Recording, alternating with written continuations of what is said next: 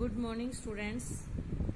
कल हमने चैप्टर 13 की रीडिंग की थी। अब आज हम इसके क्वेश्चन आंसर करेंगे। फादर की उपस्थिति देवदार की छाया जैसी क्यों लगती थी? देवदार एक पेड़ होता है जिसकी जो टहनियाँ पत्तियाँ होती हैं वो बहुत घनी होती हैं और उसकी जो छाया होती है ना वो बहुत ठंडी होती है। तो जो फादर बुल्के थे उनकी तुलना देवदार के वृक्ष के साथ की गई है। जैसे देवदार वृक्ष विशाल तथा छायादार होता है, फादर बुल्के का व्यक्तित्व भी देवदार की तरह विशाल था। विशाल मतलब बड़ा। देवदार का पेड़ जो होता है ना वो बहुत बड़ा होता है और घनी छाया देता है। इसी तरह से जो फादर बुल्के थे वो भी सभी पर अपना प्रेम और स्नेह लुटाते थे। जैसे ही कोई वृक्ष की देवदार के पेड़ की शरण में आता है तो देवदार उसको ठंडक देता है। इसी तरह से फादर बुल्के अपने संपर्क में आने वाले लोगों को सुकून, प्रेम, सांत्वना देते थे। इसलिए फादर बुल्के की उपस्थिति देवदार के वृक्ष जैसी लगती थी। लेखक के बच्चे का जब अन्नप्राशन संस्कार हुआ तो उस समय लेखक कहते हैं कि फादर की आंखों में जो स्नेह था, जो प्रेम था, जो आशीर्वाद उन्होंने दिए वो ऐसे थे जो बच्चे के पूरे भविष्य के लिए मंगलकारी होंगे। इस कारण ऐसा कहा गया कि जो फादर बुल्के हैं वो देवदार की छाया के जैसे लगते थे। क्वेश्चन नंबर 2, फादर बुल्के भारतीय संस्कृति के एक अभिन्न अंग है, किस आधार पर ऐसा कहा गया है? फादर बुल्के जो थे ना वो हमारे भारत के नहीं थे, वो बेल्जियम से आए थे और बेल्जियम में अंग्रेजी भाषा और वहाँ की जो भाषा का प्रयोग किया जाता है, प्लस वहाँ पर ईसाई धर्म का प्रचलन था। लेकिन इन्होंने जब संन्यास लिया तो इन्होंने एक शर्त रखी कि अपनी कर्म भूमि भारत को बनाएंगे। तो इसलिए ये कहा गया कि उनको वो भारतीय संस्कृति का एक अभिन्न अंग थे। और ये किस किस कारण से कहा गया है? विदेशी होते हुए भी उन्हें भारतीय संस्कृति से लगाव था। यही कारण था कि संन्यास लेने के बाद उन्होंने भारत को चुना अपने कर्म करने के लिए, अपनी सेवा कार्य के लिए भारत को चुना। धर्माचार्य की पढ़ाई की, फिर हिंदी भाषा में एमए किया और हिंदी के भाषा में कई साहित्य लिखे, हिंदी भाषा की गोष्ठियों में भाग लिया, बाइबिल का हिंदी अनुवाद किया और हिंदी को राष्ट्रभाषा बनाने के लिए हमेशा प्रयत्न करते रहे। सबसे पहले इसको आप पॉइंट्स में भी लिख सकते हो। सबसे पहला पॉइंट कि बेल्जियम के रहने वाले थे, लेकिन संन्यास लेते समय इन्होंने एक शर्त रखी कि अपने सेवा कार्यों के लिए, कर्म के लिए भारत का चुनाव किया। भारत से इनको बहुत प्रेम था, फिर ये भारत आ गए। नंबर 2, भारत में आकर इन्होंने हिंदी भाषा और संस्कृत भाषा का अध्ययन किया, जो कि हमारी राष्ट्रभाषा है।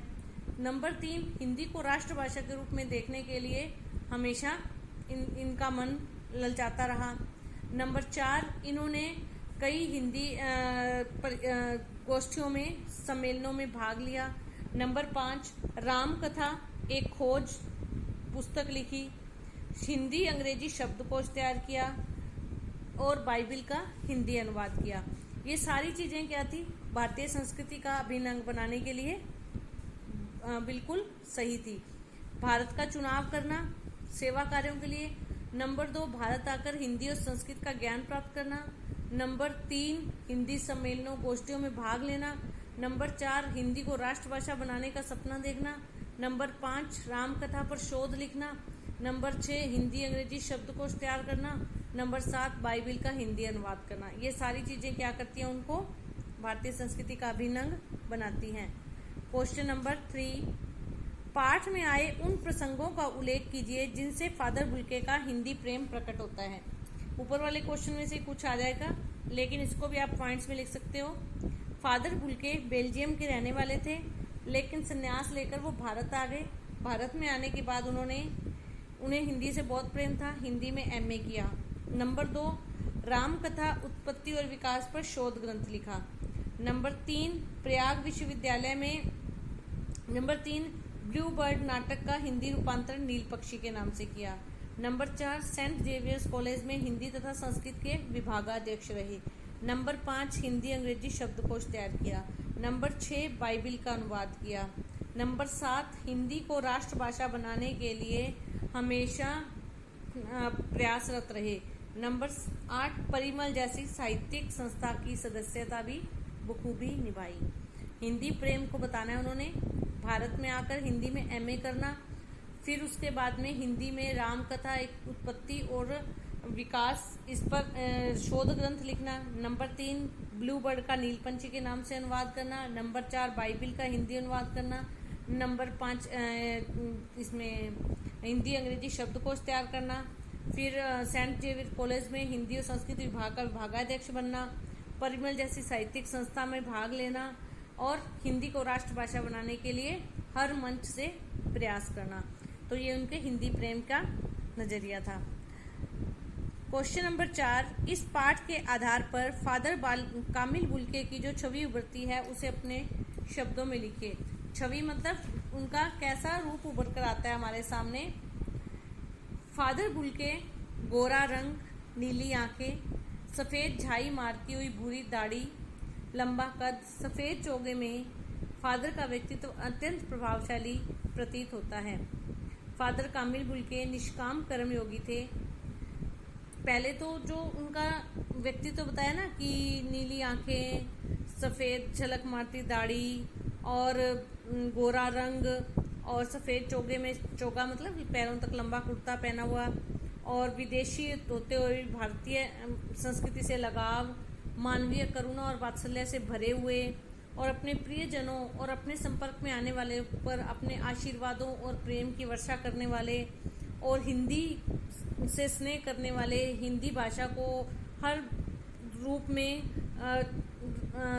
आगे बढ़ाने और लोगों को हिंदी भाषा को राष्ट्रभाषा बनाने के लिए प्रेरित करते। तो ये सारी चीज़ें उनके व्यक्तित्व की छवि है।